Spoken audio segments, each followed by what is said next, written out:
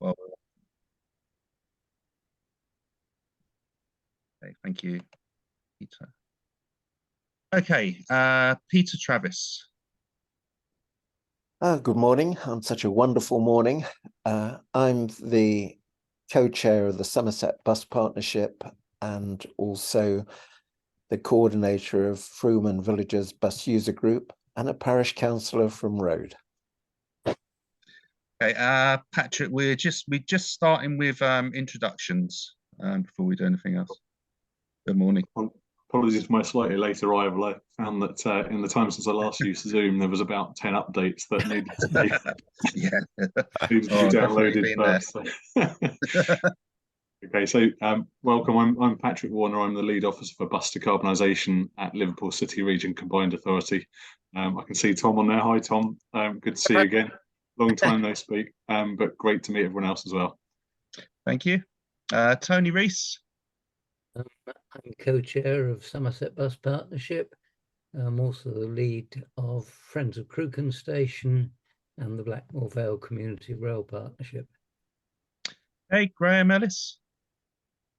Graham Ellis, option 24/7 in Melksham, coming today from Keynsham. Okay. Phil McMullin. Hello, I'm the Projects and Committee Clerk at Westbury Town Council, amongst many other things for my sins. Thank you. Jane Robertson. Hi there, I'm Jane Robertson. I'm a Corsham Town Councillor. We're very interested in anything to do with electric buses in Corsham, and normally I do have our Environmental Project Officer on the group as well, but unfortunately she's leaving this week. So when we get a replacement in place, then that person will be joining this meeting as well. Thank you, Jane. Peter Wheelhouse. Hi, everyone. I'm Peter Wheelhouse, as Lee has introduced me. I'm the Deputy Town Clerk, but I'm also the Economic Development and Regeneration Manager at Frome Town Council. Our lead councillor, Philip, on this topic can't be with us today. He's passed on his apologies, but he has now taken on more responsibility as he is our mayor this year. So anyway, I will feed back to him, and of course this meeting's being recorded, so he'll be able to watch that afterwards. So good to meet you all. Thank you. Tom Druitt. Afternoon, everyone. I'm Tom Druitt. I'm CEO of the Big Lemon. I've worked with Patrick before when he was at Brighton and Hove Buses and Metrobus.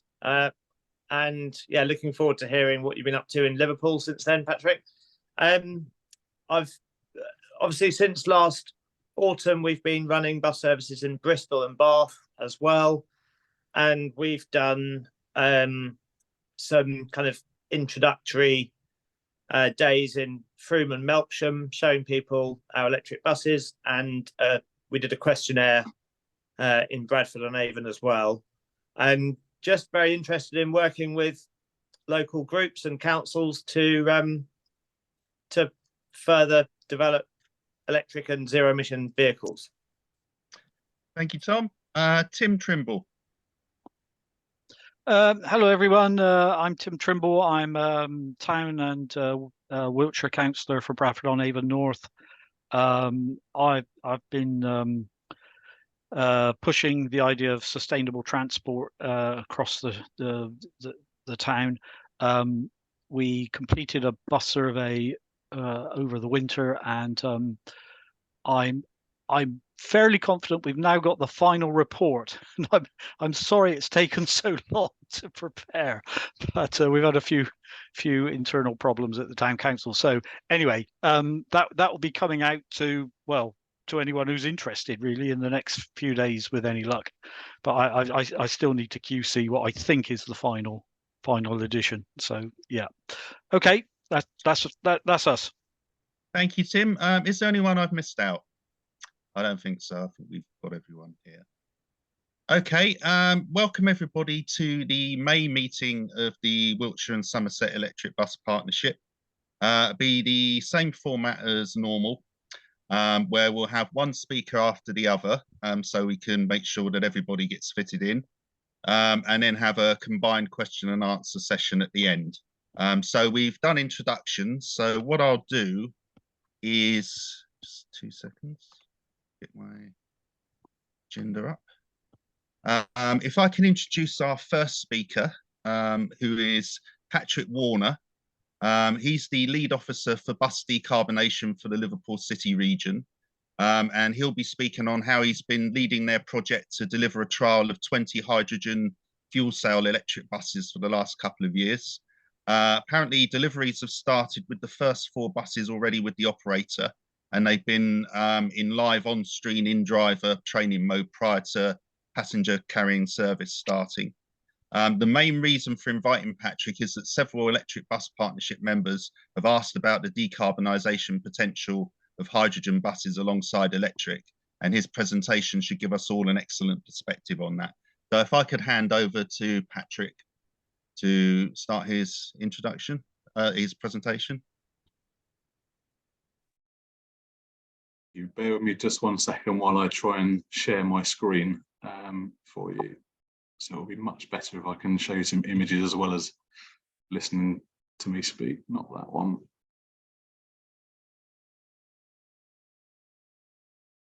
Looks like a profusion of riches. Sorry. A profusion of riches. Hard to choose which one you're going to go with. Yeah, that's right. Yeah. So I don't know if anyone can see that yet at all. I've got a very small version of it on my screen. We can just, at the moment, we can only see your index of presentations. Right, that's for some reason not going through.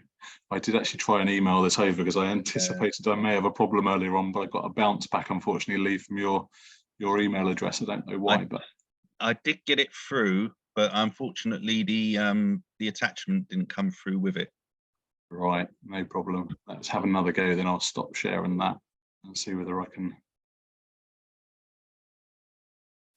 Just while you're doing that, Patrick, we've had 2 more members join us. So if I could just quickly get Tariff Casey to introduce yourself. Yeah, good afternoon. How are you doing? I'm Tariff Casey, so I sit on Yeovil Town Council.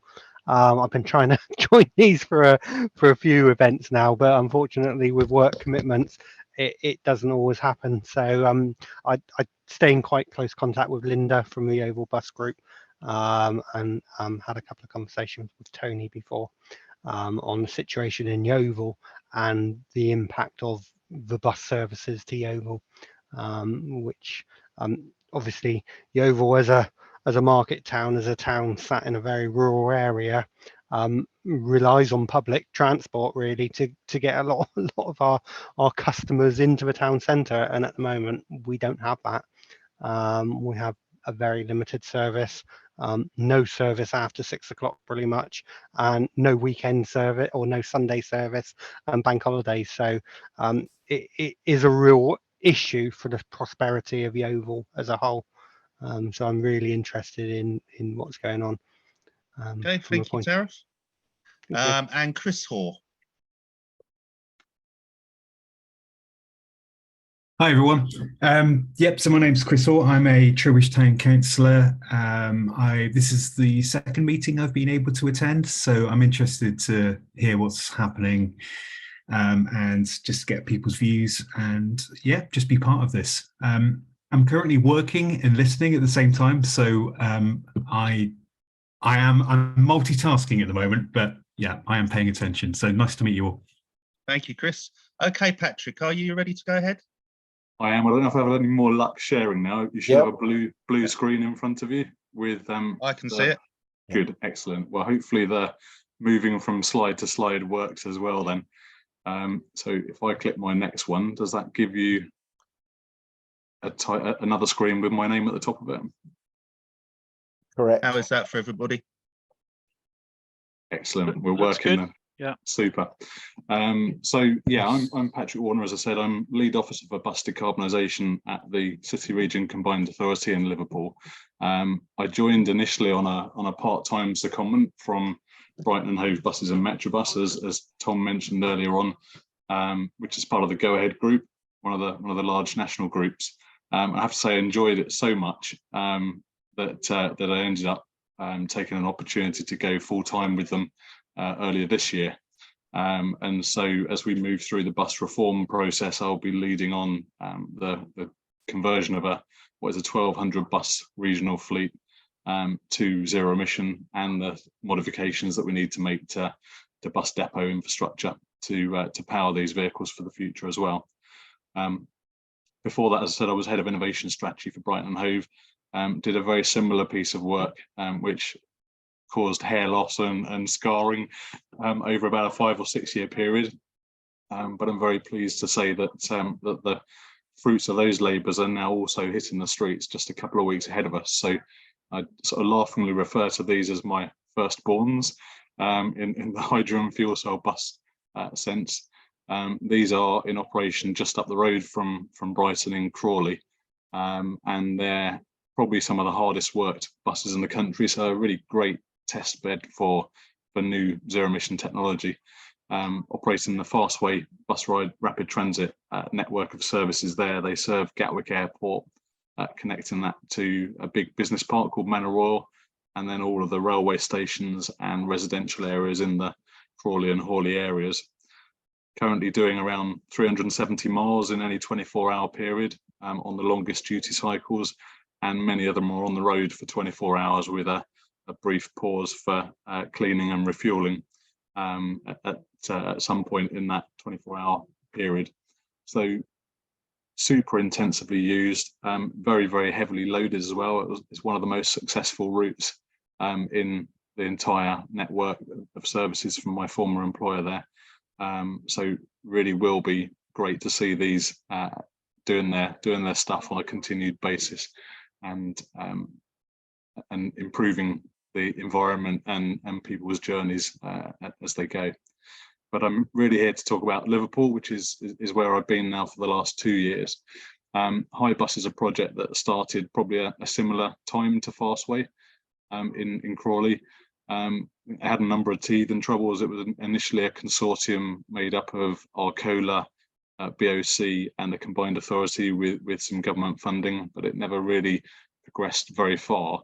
And then Arcola sort of pulled out of the arrangement they had with ADL to make the buses, and ADL paused briefly on sort of building any hydrogen buses. And I think the combined authority realised that this is not easy stuff to do for the first time, and recognising they didn't have any sort of operator experience within the authority, reached out to see if I'd be interested in helping them. So took over the project on a part-time basis 2 years ago. Actually made quite a bit of progress very quickly. In the meantime, ADL had developed their own hydrogen bus platform, very, very similar to the Wright bus alternative. So the good news for us is that there are now 2 UK bus manufacturers building essentially a very similar vehicle.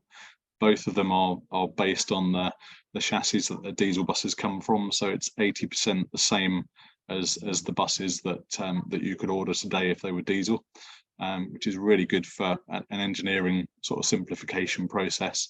They're both using Ballard fuel cells, so very, very similar new technology in the back end there. Both electric drive motors, ZF axles, and I think the tank suppliers are also the same as well. So real choice, but with 2 manufacturers building a very similar product now. We started the driver training just about a week or 2 behind Crawley on the 24th of April, and service delivery started in like a live test mode on the 5th of May, with our Metro Mayor doing a formal launch just a week later. And neatly timed for Eurovision fever as well. So the picture you see here is one of 3 that were wrapped in Eurovision, along with most of the other assets in the city and the community to celebrate and welcome the contest to Liverpool. So a really good atmosphere to start using these buses. We're sharing them, so the authority have bought them for the first time ever, I think, and we're leasing them to 2 of the biggest operators in the region. So Arriva are taking 10 and Stagecoach are taking 10. That's an important thing from sort of de-risking risk of challenge from operators for funding support going to one operator and not the other. So they're both bought into it. But it's also really important because they both share a number of what we call quality bus routes throughout the city region. And the first one that they're going on is the 10A corridor, which is between Liverpool city centre and St Helens in the north east of the city region. It's a journey of about an hour and 40 minutes end to end, so it's quite a long interurban service. I think it's the busiest route in the region as well, so it's very popular bus territory. Has a number of similarities to the Fastway route in Crawley, where the other buses are, but not 24-hour yet. We've got an aspiration to develop night bus services in the future as well, so we're future-proofing that technology on this first really busy route by picking the powertrain that will be able to rise to that challenge when we need it. We've got depot-based refuelling infrastructure going into Arriva's St Helens depot at the end of the route. And although the Stagecoach buses are currently operated from their Gilmos site a few miles away, they both pass the end of the route. So rather than duplicating the infrastructure in two places at greater cost, we chose to be sensible, put it in the one place where both fleets can easily use it. And that's important for us because it replicates the business as usual approach I've sort of sought to bring from start to finish with this. So refueling, when we go to our full green hydrogen solution in about 18 months time, will take 6 to 8 minutes, very comparable to the time it takes us to fill a tank of diesel currently. And as I say, we've a reflection of the way the hydrogen market is at the moment. We weren't able to access sufficient quantities of green hydrogen from day one. So it's a grey industrial source hydrogen, but coming from South Wales, so a shorter transportation footprint. But with that pathway still important green hydrogen, just 18 months behind it. Go to the next slide. I tend to end up getting sort of very sort of hooked into the passenger experience. It's certainly coming from an operator background and a very customer focused operator in Brighton Hove and Metrobus. The technology I think is exciting, but I think most users of buses increasingly want to see a zero emission bus. They're probably not quite so interested in how we achieve it, as long as it is genuinely green and good for the environment. But what they are interested in is their passenger experience. So zero emission buses in general obviously offer a much improved passenger experience on board, much quieter, much smoother, and I think in the case of hydrogen, we're going to see a much more even ambient temperature. One of the things I noticed in Crawley with the Fastway buses, the outgoing diesel fleet there during the summer months when it's quite warm in the southeast, get really hot and very uncomfortable to ride on. That huge generator of heat there in the diesel engine at the back is gone, obviously on fuel cell vehicles, so we expect them to be a lot more comfortable. But we've really pushed the boat out on these buses, and I'm confident they're probably amongst the best in Britain from a passenger experience perspective. So we've gone for a lot of extra natural light. They've got glazed staircases on them. We've got 3 skylights in the roof, which offer a much lighter interior, particularly upstairs. We've decluttered, so we've removed every pole that runs from ceiling to floor that isn't a legal requirement. There's still some that remain around the accessible bays on the lower saloon, and some around the staircase at the top where you'd expect them to be.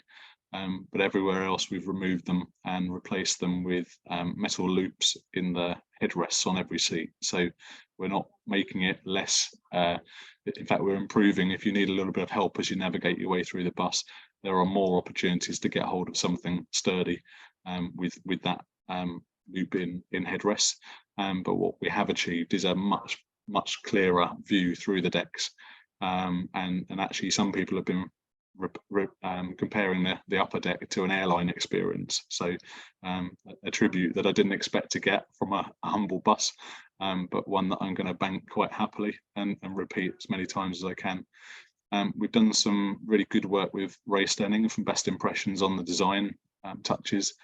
really challenging the manufacturer to up the game and incorporate a lot of these nice design touches. So we've got warm white lighting sort of accents throughout the interior. I think sometimes new buses can come with quite harsh, bright, clinical white lighting, and we were quite keen to try and make them feel slightly warmer and more comfortable and inviting. So we've done away with that and gone for this warm white lighting. That doesn't just feature in the places you'd expect to find lighting, but it also runs along the window sills, underneath the windows.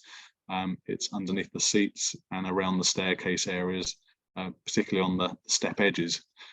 We thought that was something that just looked nicer and more inviting, but actually we've received compliments from those with sort of partial sight loss in saying that that's making it a lot easier for them to see where they're going to. So some really unintended positive benefits with it. We've branded them differently as well. They bring the Metro livery to buses for the first time in the region, and that's something that we're seeking to roll out through bus reform to become a single brand, so easy to integrate between train and bus across the city region. And that flows through the interiors as well with some local imagery. So there's like a skyline of the city region that features on the side panels around the top of the staircase there. And there's also on what's quite often a big bland sort of plastic panel there, the staircase stringer panel. Each one of those buses will have a different iconic landmark image on there. So the top right image you can see there is the top of the Royal Liver building. But I think it just sort of reinforces that local ownership of the buses for local people and given them a much nicer experience than they would have had before. We've also got audio-visual next stop announcements on both decks, but also one that faces the 2 wheelchair bays. So colour flat screens that tell you not just the next stop, but also the next few stops, give you an estimated time of arrival at stops. And then on the approach to railway stations or major bus stations, they also flip to a list of real-time departures of the next trains or buses as well. So really trying to aid that transition between modes or from bus to bus with a seamless experience there. And I guess the reality of that is on arrival at Lime Street there, you'll be able to see whether your train to the rest of your destination is on time and you need to go straight to platform 2, or if it's been delayed slightly, whether you've got time to grab a coffee and take a slightly more leisurely stroll. So little things that hopefully will make a big difference. Seating, we've gone for an improved rake on the seats, so they've got a slightly more relaxed feel to them, better quality seats with better quality materials involved in them, a lot more style than the bland sort of vinyl seats that are currently on the region's buses. We've also challenged the comfort in some of the places where historically the industry has kept delivering sort of bad practice. So quite often you'll see on the rear of both decks 5 very small seats, not even proper seats, actually quite often cushion pads on big plastic blobs where they try and shoehorn 5 people in. We've said we don't want that anymore, and we've got them to redesign it and put 4 proper seats on there with a bit of comfort space between them so people can have a comfier ride there. And we've also done the same on the upper deck at the front, where a big box of electrical equipment meant that cushion pads were a feature there, and argued the toss with the manufacturer and the engineers about reprofiling that to put proper seats on there. Arguably the best seats in the house, the front upper deck ones. So we certainly didn't want to see that downgraded. We've gone for 2 wheelchair bays, so embrace that national bus strategy feature, which I hope will become more commonplace in the future. Not just allowing 2 wheelchair users as a couple to travel together for the first time on the same bus, but also probably more often de-risking the conflict that can occur between wheelchair users and parents with buggies with small children. I don't think either group of people like being put in that position, but this means that 2 full wheelchair bays will reduce that conflict and improve everyone's journey, I hope, in the future. And then the last feature for customers is the comfort packs on the back of the headrests. So there's a wireless phone charger that you can slot your phone into, and it's a much better sort of angle for viewing media streaming while you're traveling. But underneath that holder, there's also a USB socket if you've got an older phone and need to plug in. There's a reading light in the center, a bell push on the right, and then just underneath the bell push, a coat hook as well. So some features that you might not have seen anywhere before, but certainly won't have seen often, and on a long journey like that will hopefully really improve the passenger experience. And what we're doing with these buses, there's a lot of features on there, and I think a lot of people, including the current operators, said, but they're going to get trashed, and that's really costly, so we wouldn't be doing this if it were our buses. We're really trying to give people a nicer experience, and we believe from most other operators in the country that have done this have actually not seen the fear of vandalism appearing anywhere near the volume they thought it would do. So it's about keeping on top of the vehicles, keeping them clean, repairing things where things do get damaged, and giving people something they'll really appreciate and value and treat with respect. So these are that sort of standard setup for the future, and if it's successful, we'll be rolling it out on all fleets that we deploy in the future. They're the first fully zero emission buses in the region as well. There are a number of battery electric buses with diesel heaters on them at the moment. There's also a range of hybrids and some natural gas buses as well, but these are the first fully zero emission in the region. What we're also really keen to do is look at the infrastructure that we're putting into depots to see if we can use that to trigger a much wider decarbonisation of road transport in the region as well, because we're really conscious that buses on average, diesel buses currently contribute about 4% of road transport emissions, so they're not the enemy, but we believe these buses could actually be even more valued, not just as a clean mover of people from A to B, but as a means of bringing scale to put in refueling infrastructure that could help loads of other fleets transition earlier than they would otherwise be able to do.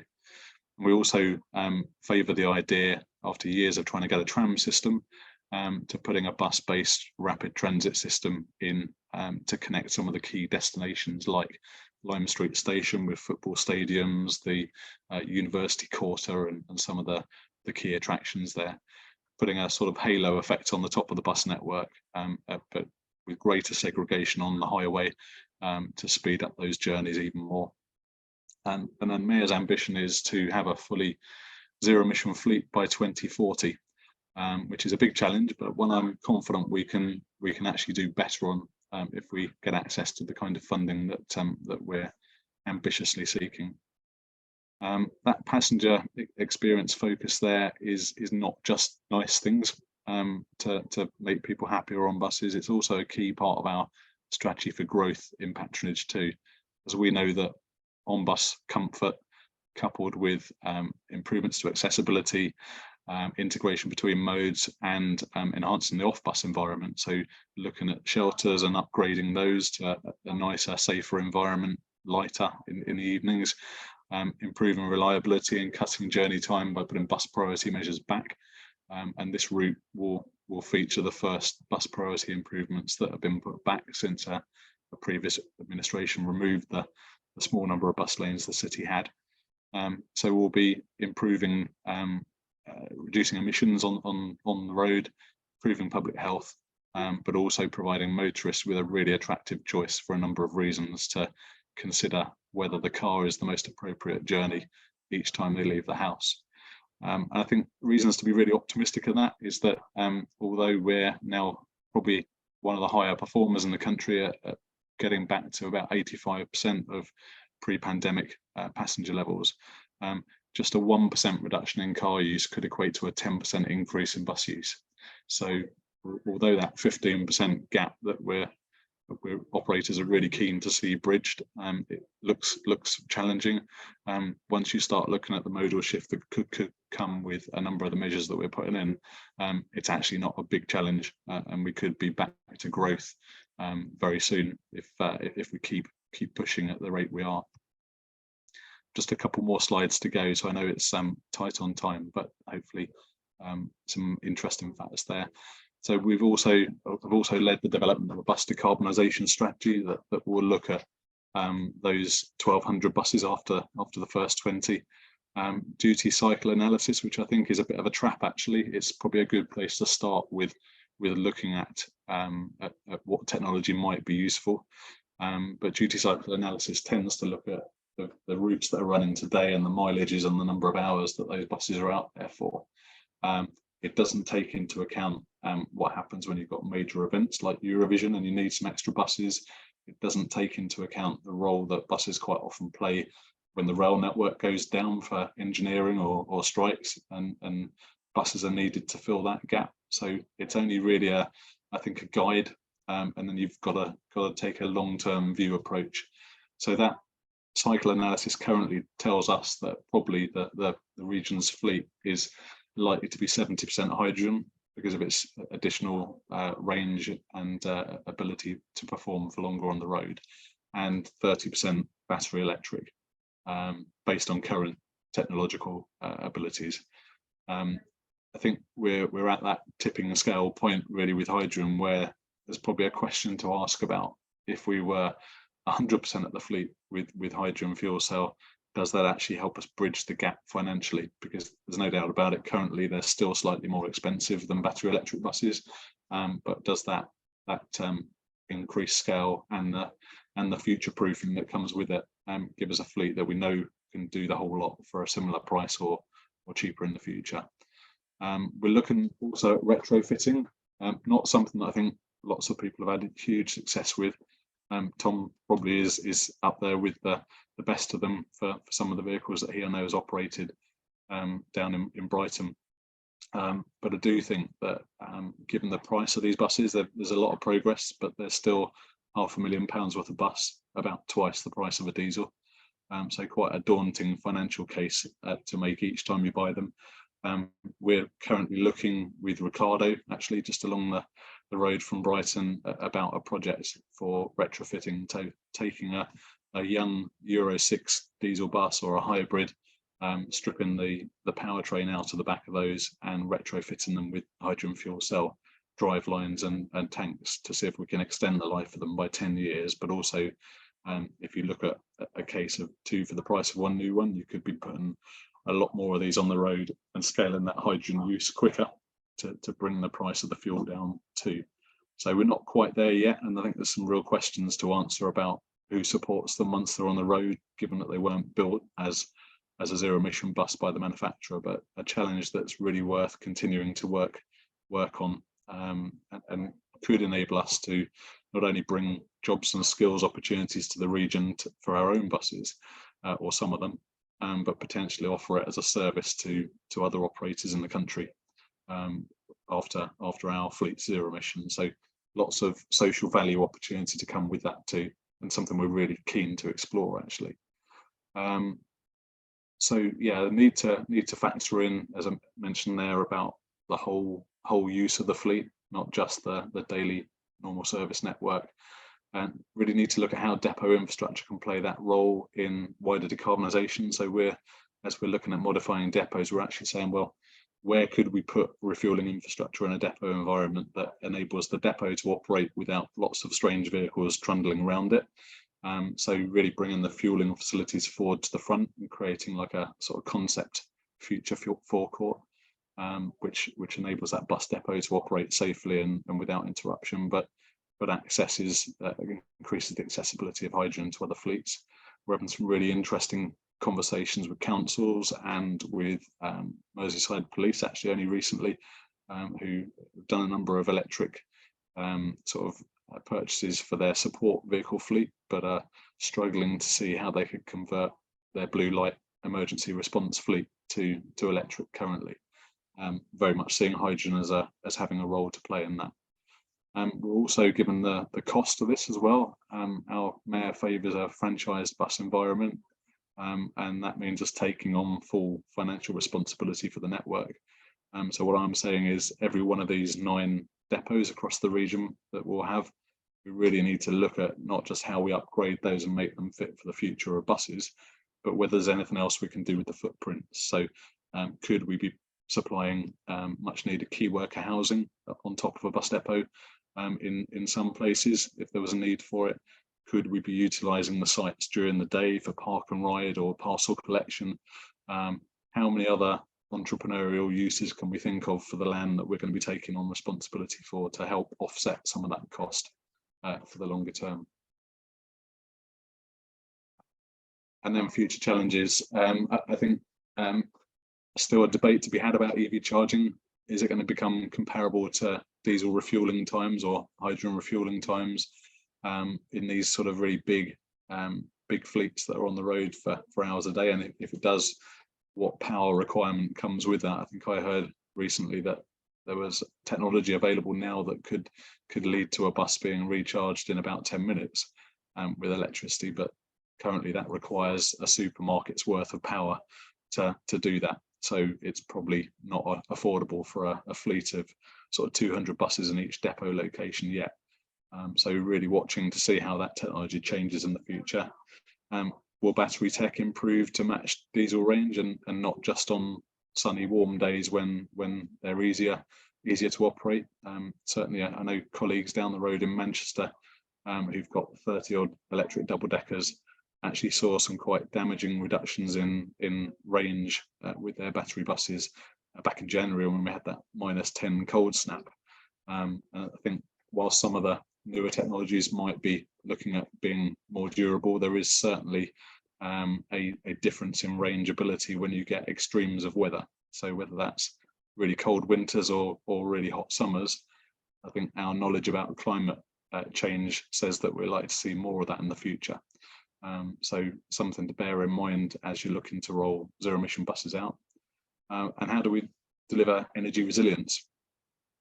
We're, as I said, looking at social value with real importance, and that for us is not just about local people, local jobs and local environment and public health improvements. It's about the role we play within the national economy as well, and the national manufacturing sector, the jobs in the supply chain. So really looking not blindly at buying only British products, but really challenging our suppliers to say, where do you get your components from for these vehicles? What more of it could you be doing in the UK? Can production that currently is elsewhere be moved to the UK to help strengthen the national economy as well? Yeah, so really keen to sort of push those boundaries and do more of it within the UK to help boost social value. That's my last slide. So happy to take questions later on, but really looking forward to hearing Tom's presentation as well. Okay, thank you very much, Patrick. If I can move on to our next speaker now, who's Peter Travis.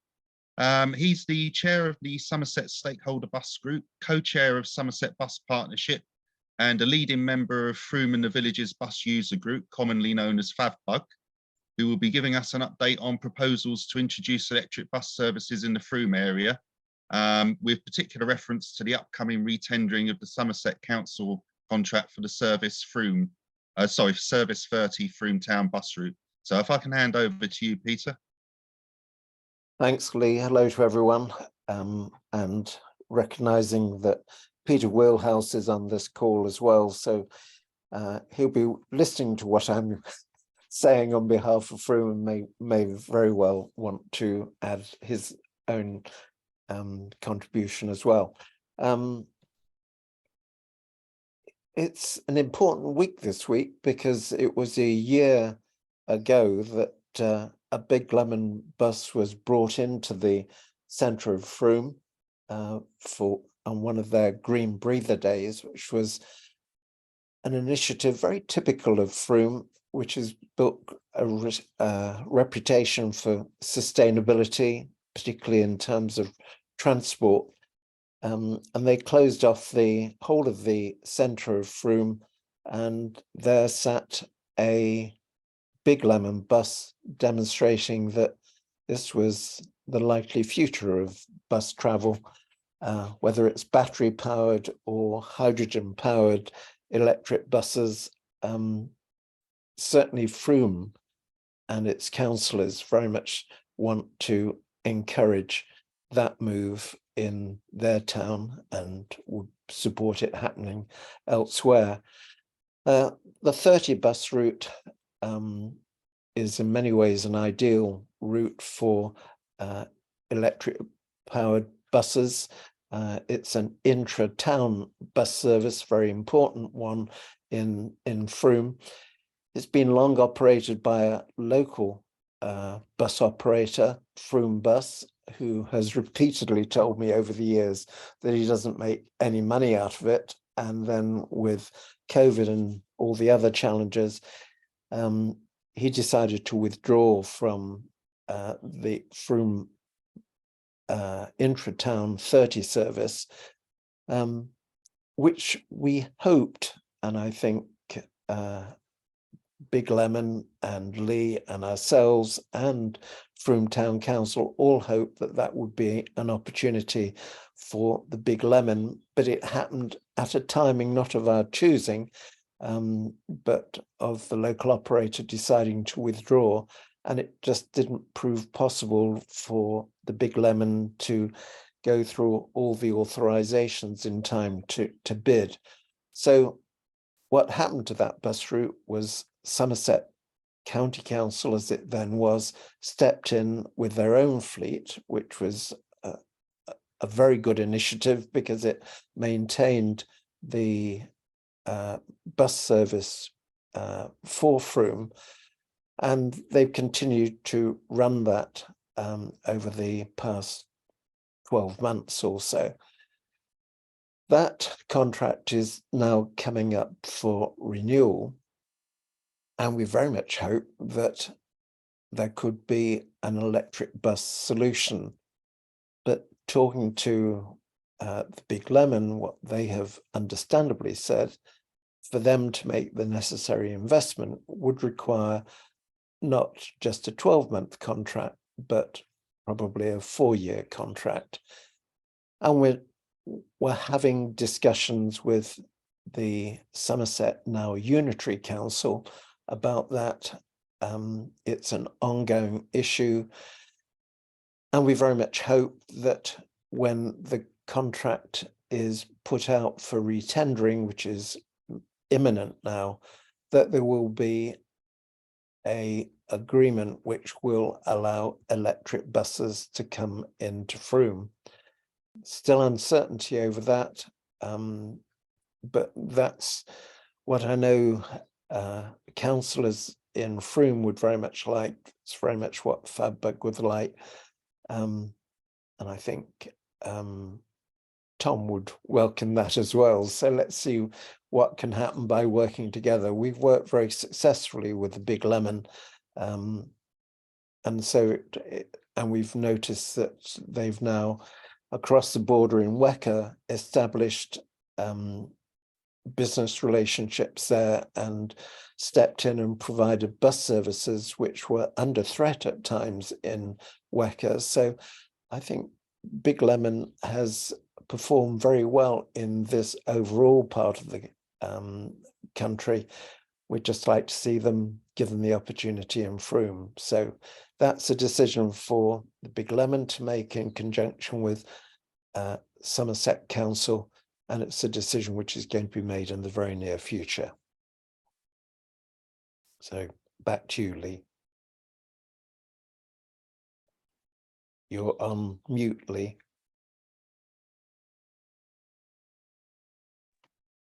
Yeah, my unmute button wouldn't work.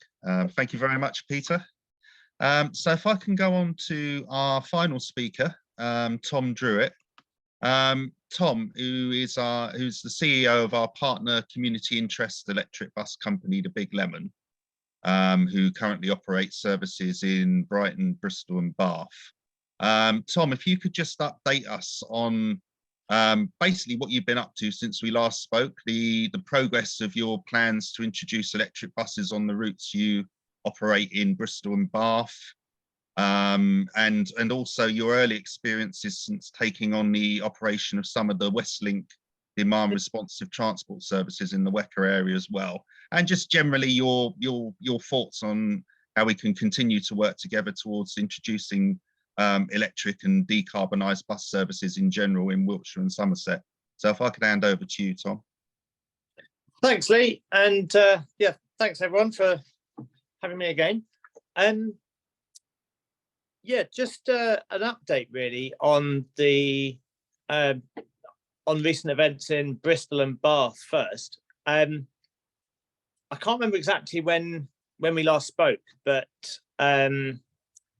we had a large kind of procurement exercise in the Wecker region over Christmas, basically. It was kind of December, January time. And then the new services started or the new contracts, should I say, started in April, at the beginning of April. And until that point, we had been, as Lee said, we'd taken on 7 bus services, well, 4 in Bristol and 3 in Bath, on emergency short-term contracts. And they all expired at the beginning of April when the contracts were tendered longer term. Sadly, some of the services didn't kind of survive. There was a bit of a trimming of bus services, sadly, because of local authority budgets and so on. So 2 of our bus services in Bristol were discontinued altogether. And one of them was awarded to Stagecoach following the procurement exercise, and the remaining one was awarded to us on a 4-year contract. In Bath, we had a 4-bus operation, 2 short routes, the 11 and 12, and 1 longer route, the 20. The 2 short routes were awarded to Fairsaver, and the 20 was awarded to us. Obviously, we were sad to see the routes that we had been operating go. More sad for the ones that were not replaced by another operator, actually, obviously. But also especially in Bath on the 11 and 12 routes, they were very much community bus services, servicing particular neighbourhoods with which we had built up a nice relationship. So it was a shame to see those move to another operator, but obviously nice that they do get to retain their service. I think this kind of leads us to the big problem, as Patrick highlighted, obviously, as well, very well, is the cost. And Peter mentioned this as well in terms of the length of contract. Like hydrogen buses, electric buses are very expensive. They vary in cost, but broadly speaking, if you double the cost of the equivalent diesel bus, you're not far out. And as a result, you do well. It's a lot of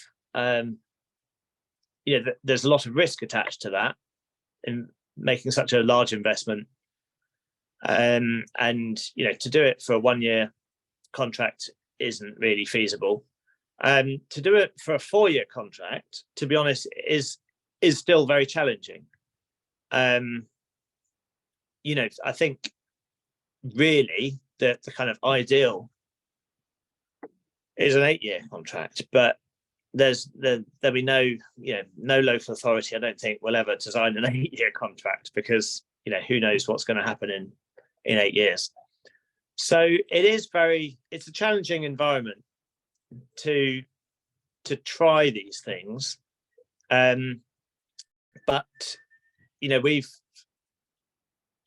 we've had to take some risks, and some of them seem to be working out okay, and some of them we've sadly found didn't work very well. And Patrick mentioned retrofits. It's true that it's very difficult to make a retrofit work. I think part of the challenge with the retrofit is that the engine bay just simply wasn't designed for electric or hydrogen. It was designed for it was, sorry, my video turned off for a second. Yeah, it's back. It obviously, existing buses were designed for the diesel engine that they were installed with in the beginning. So no matter what you do, you're still working with components that were designed for something else. And at some point, obviously with the electric system, you've got the drive system and the battery system all brand new in the vehicle, but they're all being placed in a vehicle that was designed for a diesel bus. So somewhere along the line where those components meet, there can be kind of friction, overheating, not enough airflow, you name it, there are challenges to overcome. And we had our first 2 electric buses were retrofits. They worked really well for a period of time, and then probably about 6 months in, they started having the odd snag. And annoyingly, when you have the odd snag on an electric bus, it's not, you can't just take it into the workshop and hit it with a hammer or get your screwdriver out like you can with a diesel bus. Of course, the modern diesel buses are all also very reliant on technology, but electric buses take it to a new level. And of course, the battery system and the motor system is a high voltage system, so your regular engineers can't touch it. Which means that when an electric bus fails in any way, shape, or form, if it's a failure of the electric system rather than a flat tire or something, then it has to go back in many cases to the manufacturer or a specialist workshop to be repaired, and that's obviously itself very costly. They do have mobile mechanics that visit us sometimes for some of the kind of reasonably minor things, but what sometimes happens is that a mobile mechanic comes to the depot and then they play around with it for a couple of hours, and then they say, sorry, this one has to go back to the main workshop in, well, depends which manufacturer obviously and which and what the problem is, but they generally go either to Thurrock or to Rotherham in Yorkshire. And obviously that's a big drama. You don't, obviously it's costly, but also it can take the bus off the road for a number of weeks at a time. And in 2 cases with our original retrofits, they've been off the road since June 2019.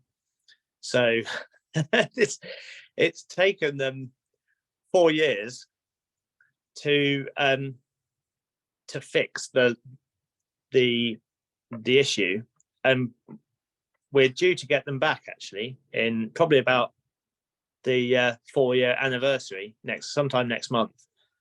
They're due to come back, and what they've had to do is completely redesign, and they've had to completely redesign the system and install new equipment.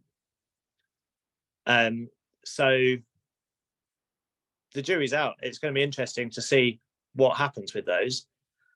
But meanwhile, we are talking to Equipmake. Well, we're not talking. We've actually done a deal with Equipmake, who are another retrofit company, and they've got some experience with the type of vehicles that we're looking at retrofitting, and this is our solution for the initial solution for the Bristol and Bath services, is first of all to do a retrofit with Equipmake to transfer those vehicles to electric operation. Now, our contract with WECA,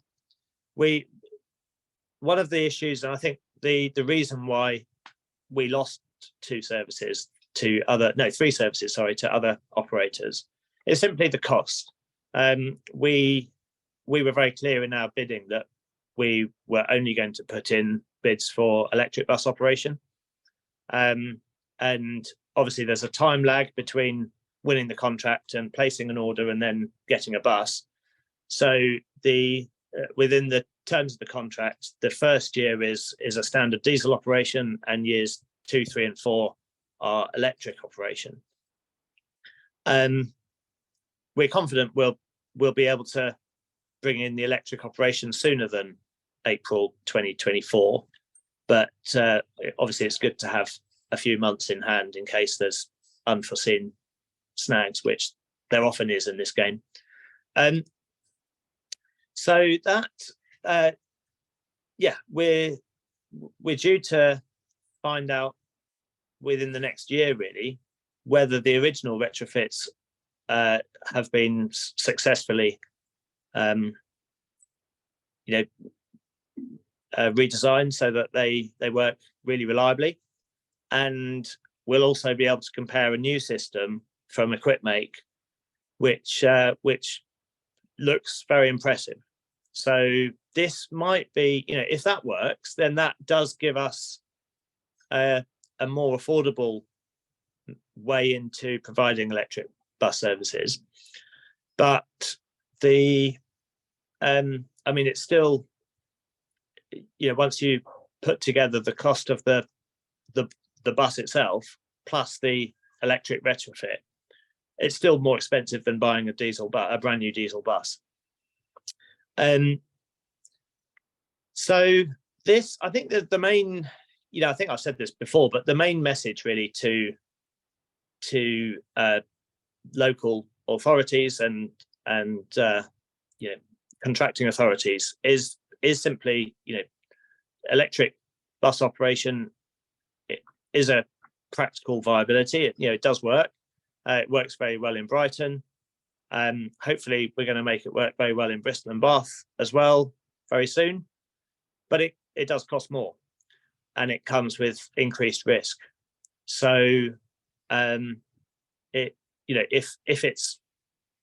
it's what you want, and we would, we really encourage people to consider this because it makes a big difference. And as Patrick said, the passenger experience on the bus is so much better. They're quieter, they're smoother, and of course they contribute massively to reducing air pollution in city centres. And they do cost more. The kit costs more, and the infrastructure to service that, charging infrastructure and so on, costs more. So we're doing what we can. I think it's worth also noting that the bids we did win in Bristol and Bath, they were won fully commercially. There's no government subsidy or grant for the electrification or anything like that, which I'm not sure, maybe Patrick knows. It was actually one of your old colleagues, Patrick, that said to me, Mike Cheeseman, he said, that's probably the first commercial contract that's been won with on a competitive tender with a zero emission vehicle. But I don't know. That's something to explore. But it does work. So we've managed to, obviously only on 2 contracts, but those 2 contracts were competitive tenders with other operators bids, bidding diesel operation. And I think it just shows that although it's challenging, it's still possible. It is possible to win a competitive tender with a zero emission vehicle. So moving on, I think, watch this space really. in Bristol and Bath for electric. And the other thing that Lee mentioned was that we started running DRT services in Bristol. And well, I say Bristol, in the Wecker region. It covers Bristol, Bath, and a lot of it. No, not Bath itself, Bath City, but quite a large rural area north and south of Bristol. And we run eight minibuses, 8 services, Monday to Saturday. They run from, broadly speaking, 7 a.m. till 7 p.m, although there is some variation either side of that on a couple of them. And it's been very interesting. It's been a completely new thing to us. We didn't actually win the contract. We've been subcontracted by the contract holder, but with the blessing of Wecker, they actually put us in touch with the winning bidder, because they knew that we can mobilize things quite quickly, and we mobilized these DRT services in about 2 weeks. Fortunately, the vehicles were already taken care of. We just had to prepare get the drivers all trained up and so on. And the initial contract was a simple short-term provision of drivers, but now we've actually taken on a longer-term contract as the operator of the service. So they're running. They're now we lease the vehicles and we look after them, and we run them on our own license with our drivers from our depot. So it is interesting, and I think it's too early to tell whether how successful they're going to be as services. But what is very noticeable is that every week we've had significant increase since the launch date, significant increase in journeys. So they are catching on, and I think that Go Ahead tried it in Oxford a couple of years ago, and a few others have tried it. I think Arriva's tried it as well. It's very difficult to make work commercially, but it could become a model whereby local authorities can still provide a service to particular communities without at much reduced cost, because the minibuses are for lower volume demand, they can cover quite a wide area at quite a low cost.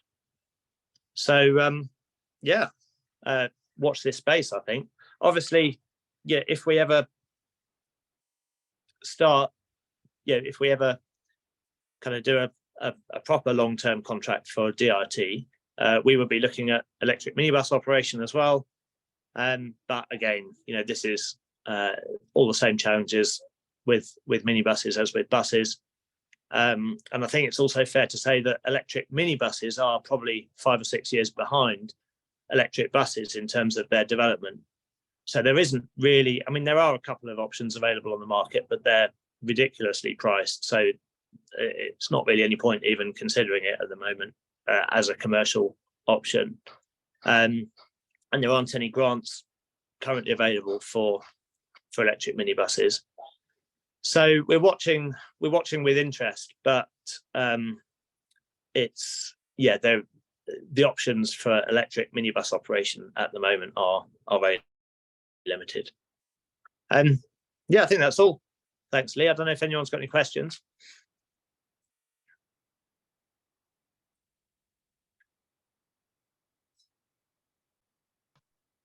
Finally, I muted myself. Right. I apologise, we've gone slightly over time. But are the free speakers, are you happy to stay on for a few more minutes to answer questions? Yep. Okay. So if I didn't actually. I have an ability to bore the hind legs off a donkey, and I forgot to check the clock.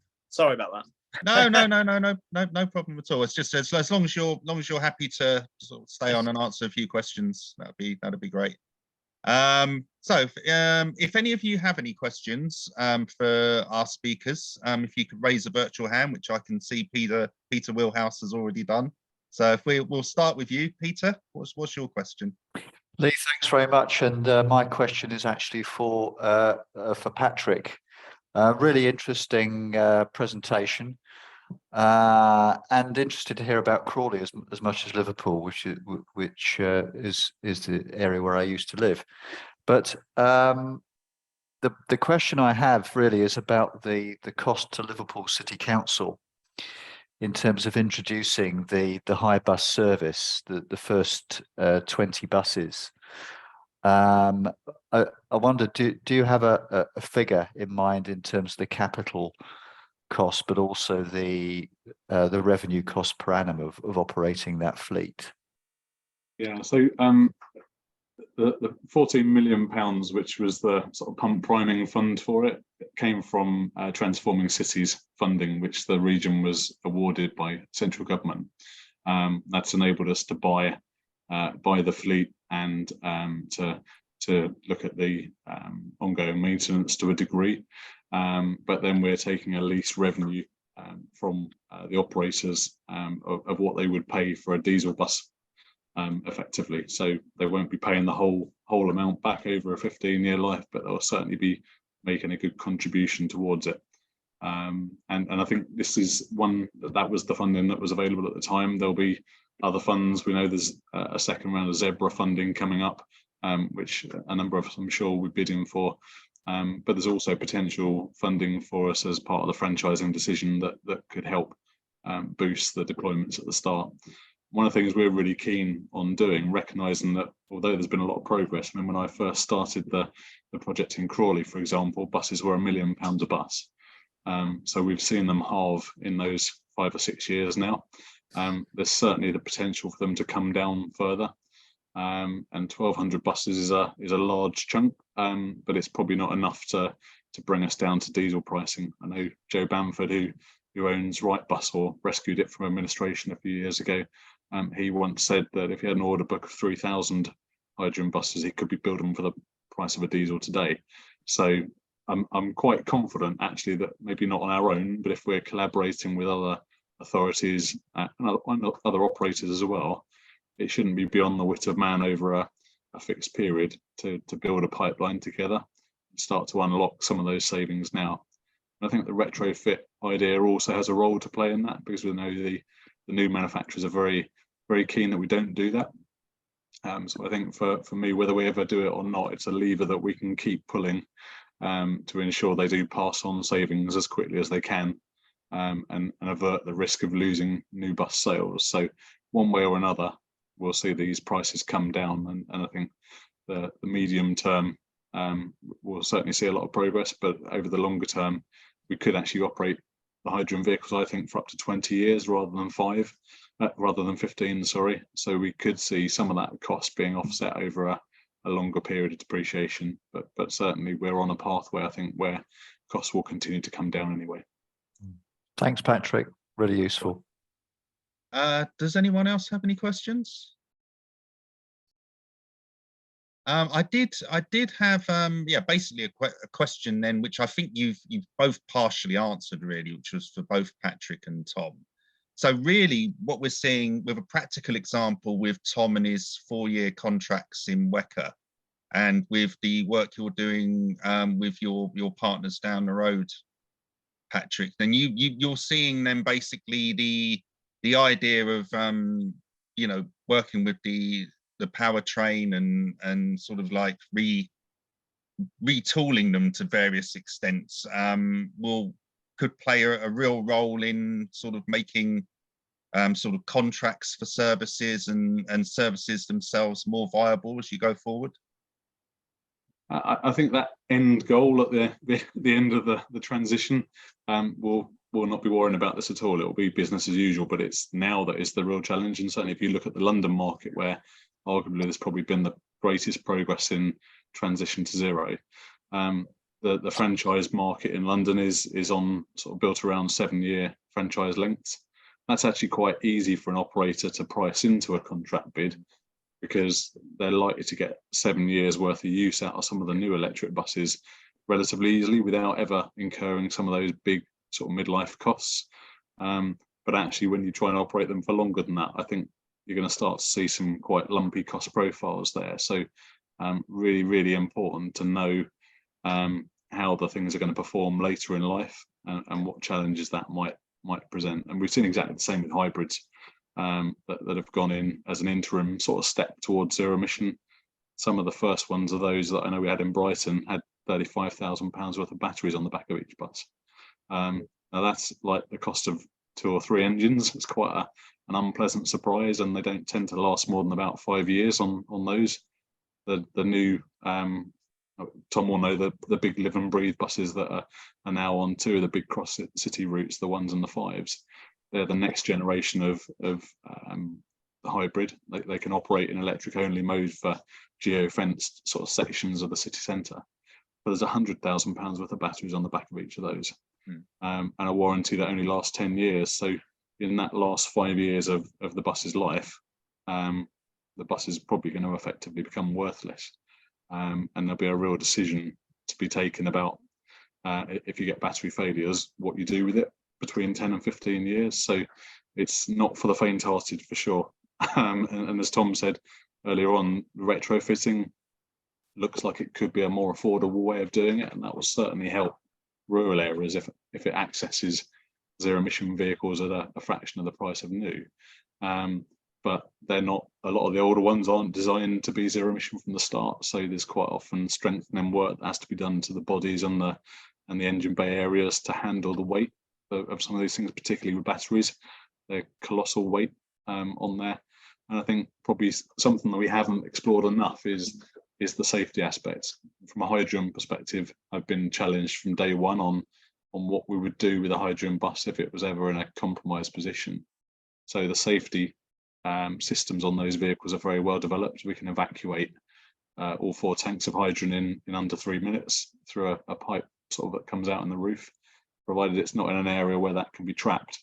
It will be gone into the atmosphere before it becomes a risk. But we're starting to see some worrying sort of trends with batteries where there's large quantities of them.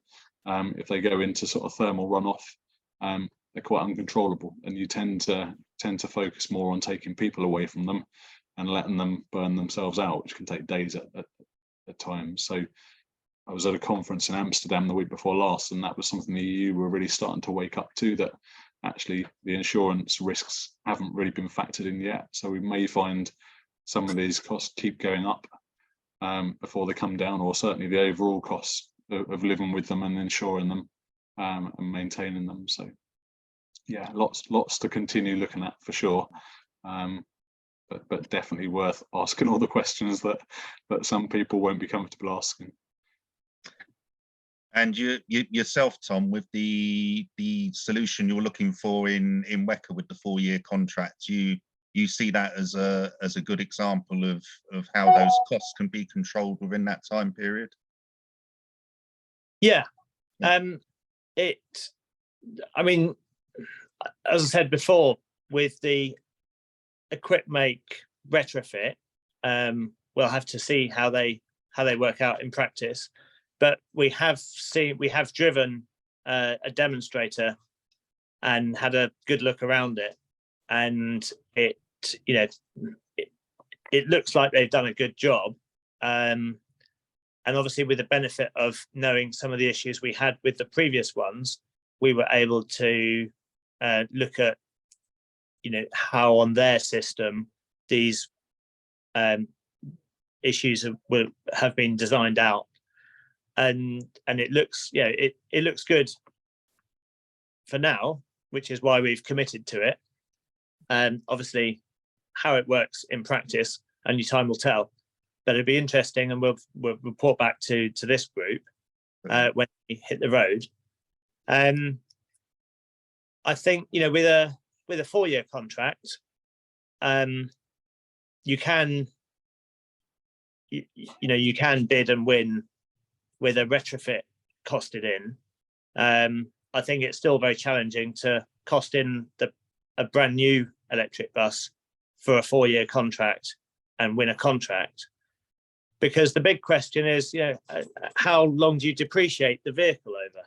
If and what do you do with it after the end of the contract?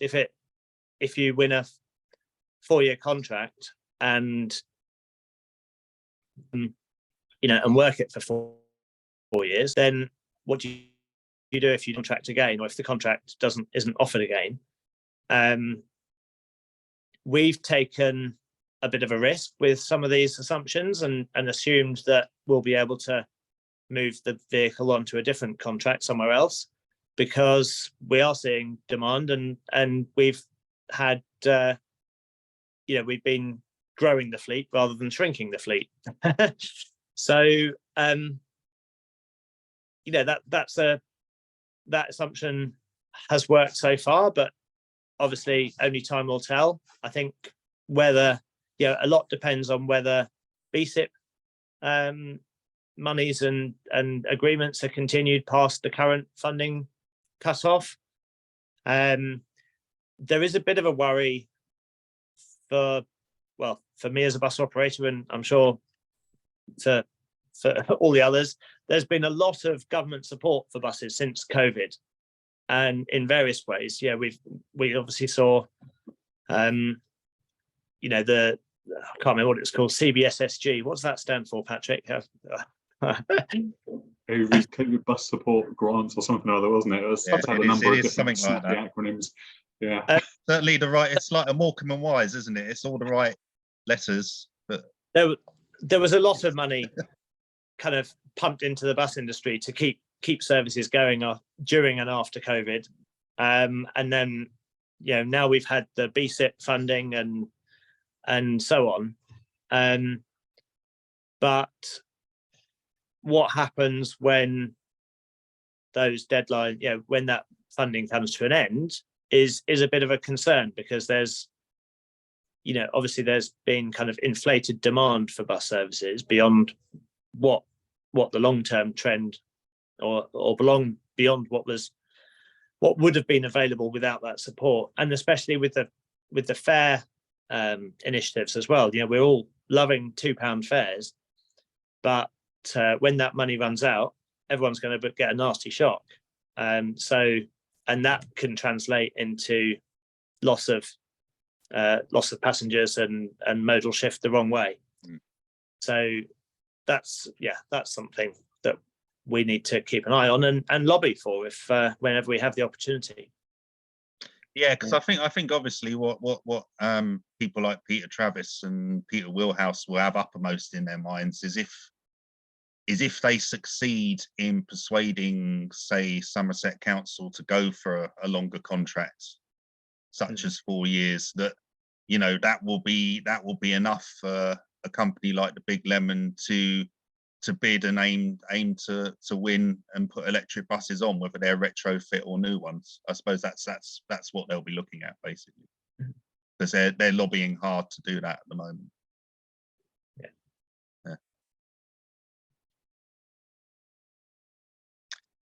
So any further questions? Okay, well, thank you very much to all our speakers. Thank you everyone for taking part and attending and contributing. Patrick, I was going to ask, obviously, this is a continuous journey, what we're doing here. If at a later point, can we come back to you for advice and perhaps bring you back to talk again about how things are going? Yeah, of course, more than welcome. Excellent, thank you very much. Okay, thank you very much, everybody. The next meeting, bear with me a second. The June meeting will be back at our normal time.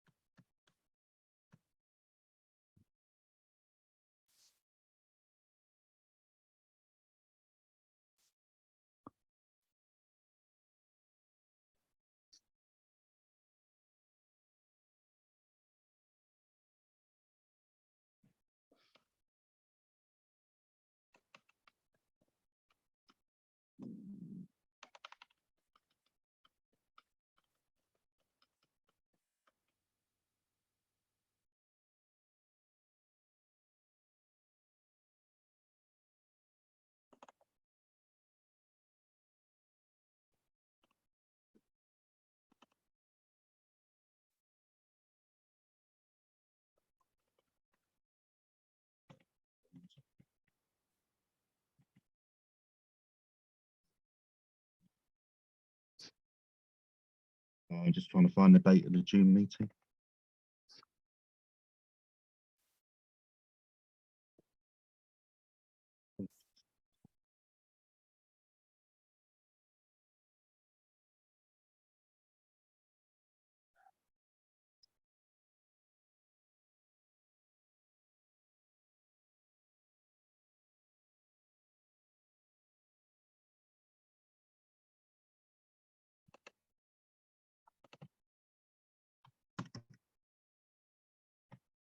June the 14th. Thank you, Peter. Thank you. Sorry. I couldn't find it on my. Right. So yes, well, June the 14th, back at our normal time of 3 p.m. And yes, so have a great day, and look forward to seeing you then. Thank you very much. Everyone. Thank you. Thank you. Bye-bye. Bye-bye now. See you later.